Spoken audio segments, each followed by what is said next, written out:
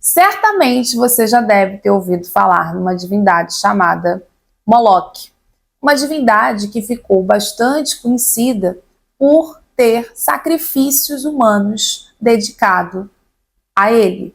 Agora, o que você talvez não saiba é que essa divindade não seja uma criação dos povos do Levante, mas uma criação por parte dos redatores e especialmente por parte dos tradutores contemporâneos. Ao se depararem com uma prática religiosa bastante macabra, desconfortável para o tradutor contemporâneo, que é a ideia de Yahvé está recebendo sacrifícios humanos.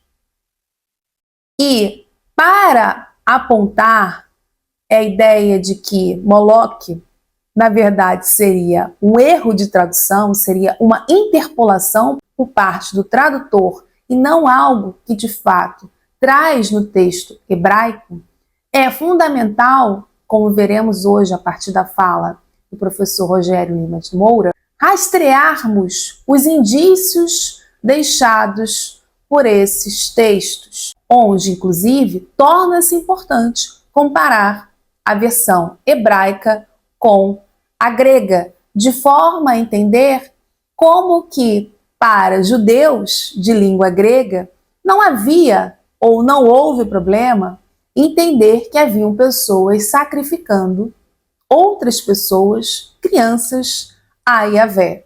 E que como que essa prática passou a ser, no transcurso do tempo, violentamente condenada, a tal ponto de o tradutor, desconexo com esse contexto histórico, acaba levando a adulterar o texto e sinalizar a presença de uma divindade que os povos do antigo Israel não estavam originalmente se referindo, mas ao próprio Yahvé. Vamos entender melhor essa discussão? Thomas Homer, é o seguinte, olha, a solução mais simples, raramente considerada, é supor que o termo Moler, esse termo aqui que aparece em hebraico, que é traduzido nas Bíblias em português como Moloque. E aí, claro, na sua cabeça, Moloque, Deus, é o Deus que as pessoas sacrificavam para esse Deus. Mas aí, olha o que o Homer fala, é supor que o termo Moler se pronunciava na origem Meler. Meler é uma palavra em hebraico que significa rei.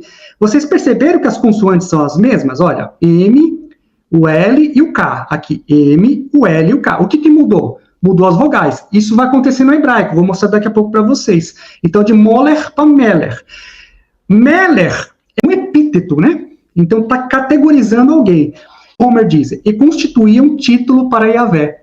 Então, ao invés de você falar que o Moler seria uma divindade, na verdade, esses textos que falam de sacrifícios humanos, para o Meler, em vez de ser para o Moler, seria um título que seria dado para Yahvé.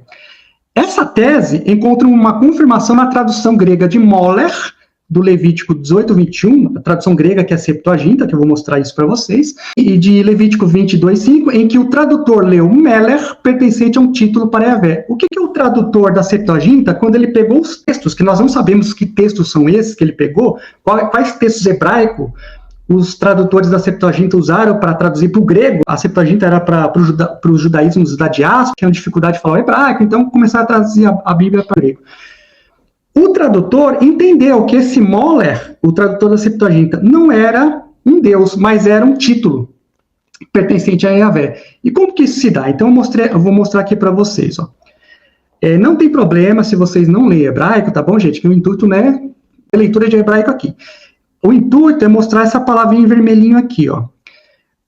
Mesmo vocês não lendo hebraico, vocês dá para identificar o desenho, ó. Aqui está escrito Lamoler. Geralmente, Lamoler é traduzido como Moloque. Mas o que acontece? Eu não falei para vocês agora há pouco que as consoantes são as mesmas de Meler, né, que é traduzido como rei. Então, nós temos o Man, que significa o M, o Lamed, que significa o L, e o Kaf, que a gente lê como R, esse R, né, Moler, garganta, né? Bem, Se você colocar esse pontinho que está aqui em cima do M aqui, ó, do man, né? E colocar esse aqui para cá, ó, fica Meller. Então é só uma questão de mudança de vogal. Então é muito fácil você trocar isso na hora do copista estiver copiando o texto, né? Às vezes ele erra, às vezes não é intencional, né? Não vou entrar em questões da crítica textual aqui, mas essa é a interpretação que o Thomas Homer faz. Ele falou o seguinte, olha, os tradutores da Septuaginta viram esse Moller e entenderam que não era uma divindade, era um título para Yahvé.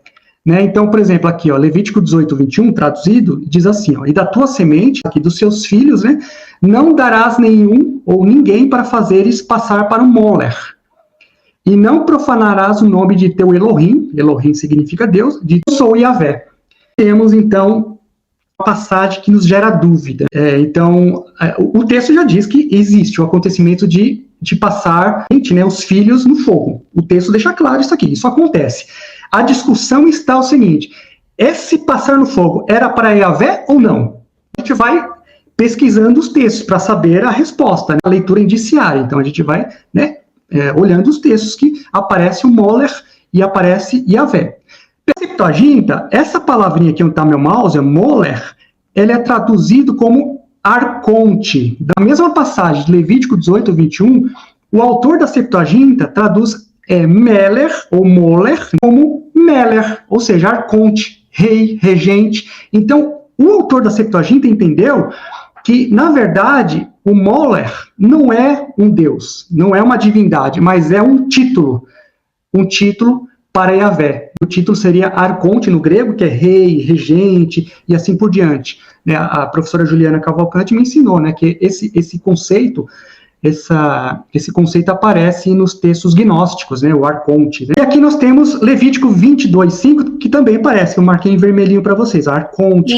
Rogério, desculpa te cortar, mas isso é interessante porque, então, a partir quando a gente olha para o texto em grego, anula em definitivo qualquer argumento que tente sustentar que havia uma divindade, então, chamada Moloque. Isso. Então, é Yahvé mesmo que nós estamos nos reportando nesse caso, não é isso? Isso, Juliana, isso mesmo. Então, no caso, os indícios que nós estamos vendo tira a ideia de que o termo Moller seria um nome próprio, né, de uma divindade, mas seria Meller, ou seja, seria um título para Yahvé.